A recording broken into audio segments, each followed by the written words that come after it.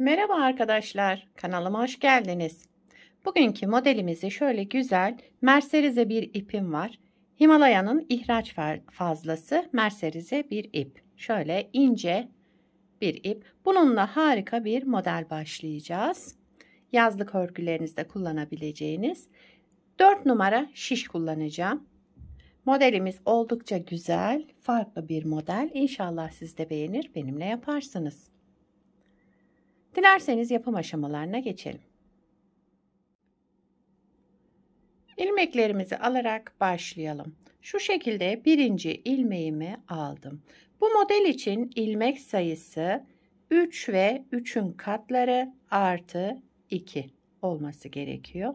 Yapacağımız örgüye göre ilmek sayımızı bu şekilde ayarlayıp modelimizi kurabiliriz. Ben lastiksiz başlayacağım. Şöyle salaş bir örgü olduğu için lastiksiz olarak başlıyorum. Ama siz isterseniz lastiğin üzerine de başlayabilirsiniz. Modelimiz tek sıradan oluşmakta. Ön yüzünde de arka yüzünde de aynı işlemi yapacağız. Şöyle hemen sayalım.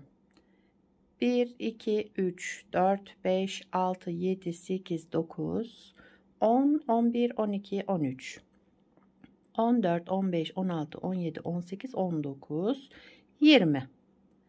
20 ilmekle başlıyorum. Şu şekilde bakın 3, 3, 3 diye ayarlıyoruz.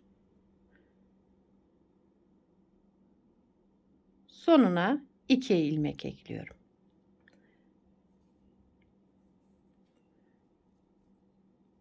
Modelin birinci sıra yani ön yüzündeyim. Aynı işlemi yapacağım için birinci sıra, ikinci sıra diye bir şey yok bu modelde. Kenar ilmeğimi ilk sıra olduğu için ördüm.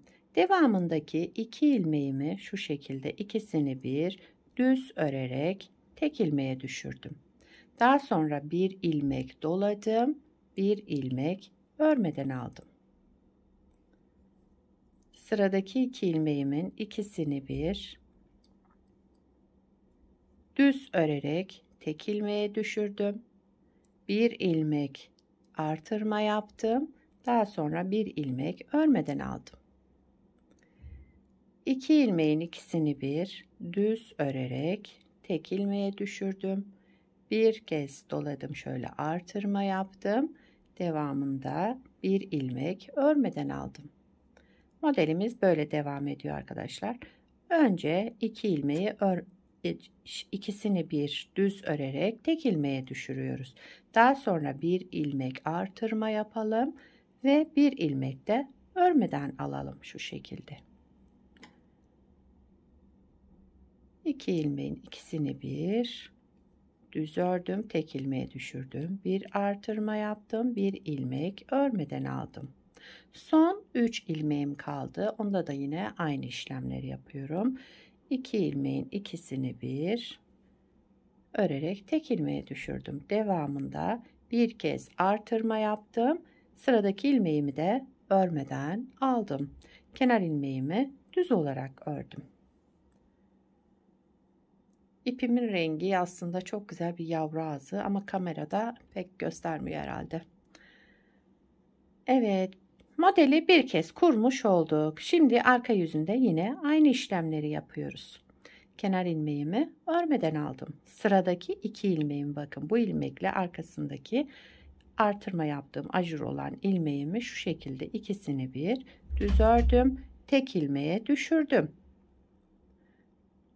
Bir ilmek artırma yaptım. Bir ilmek örmeden aldım. 2 ilmeğin ikisini bir düz örerek tek ilmeğe düşürdüm. 2 ilmeğin ikisini bir toplayıp düz ördükten sonra bir ilmek artırma yapıyoruz. Daha sonraki sıradaki ilmeğimizi de örmeden alıyoruz. İpimiz arka tarafta kalacak şekilde yapalım. Yine 2 ilmeğin ikisini bir düz ördüm. Bir doladım. Bir ilmek örmeden aldım. 2 ilmeğin ikisini bir düz ördüm. Bir doladım. Bir ilmek örmeden aldım. Bakın aynı şekilde devam ediyoruz. Öndeki ilmek, arkadaki de şu artırma yaptığım ilmeğin ikisini bir alıyoruz.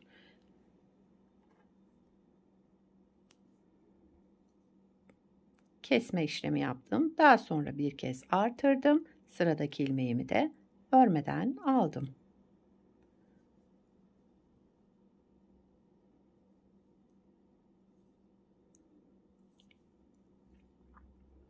Evet, modelimizi 2 kez kurmuş olduk ama şu anda modelimiz hiç belli olmadı. Model ilerledikçe kendini gösterecek harika bir model.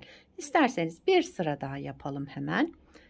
Kenar ilmeğimizi örmeden alalım. Şu şekilde tellendirmeden aldım. Tekrar düzelterek. Sıradaki ilmeğim ve arkasındaki ilmeğimi de ikisini bir düz örerek tek ilmeğe düşürdüm sıra başında. Daha sonra bir kez doladım. Sıradaki ilmeğimi örmeden aldım. Yine geldik şu üçlü ilmeğe. İki ilmeğimizin ikisini bir düz örerek topladım. Bir kez artırma yaptım. Sıradaki ilmeğimi de örmeden aldım. Aynı şekilde devam ediyoruz. Model gördüğünüz gibi oldukça kolay ve güzel, şöyle yazlık salaş bir model. İstediğiniz örgüde kullanabilirsiniz bu modeli. İki ilmeğimin ikisini bir aldım, bir doladım, bir ilmek örmeden aldım. İpim arka tarafta. Yine aynı şekilde son kalan ilmeğimi de örmeden alıyorum. Kenar ilmeğini düz olarak ördüm. Modeli 3 kez kurmuş olduk arkadaşlar. Modelimiz böyle devam ediyor. Bir parça da daha önce yapmıştım. Bunu da 5 numara şişle yaptım. Bakın modelimiz böyle ilerlemiş hali. Bunu beraber yaptık. Şöyle 4 numara şiş kullandım beraber yaptığımızda. Bunda da şöyle 5 numara şiş kullandım. Şişim 5 numara. Şöyle göstereyim. Evet. İpimiz aynı. Aynı ipi bunu da 5 numara şişle yaptığım modelin ilerlemiş hali bu şekilde olacak. Bakın çok güzel. Şöyle salaş yazlık örgülerinizde ona uygun ipler kullanırsanız harika olacak bir model. Sizler de nelerde kullanacaksınız onları da yorumlarda belirtirseniz sevinirim. Bu modelden yazlık örgülerinizin hepsinde yani kullanabilirsiniz bu modeli.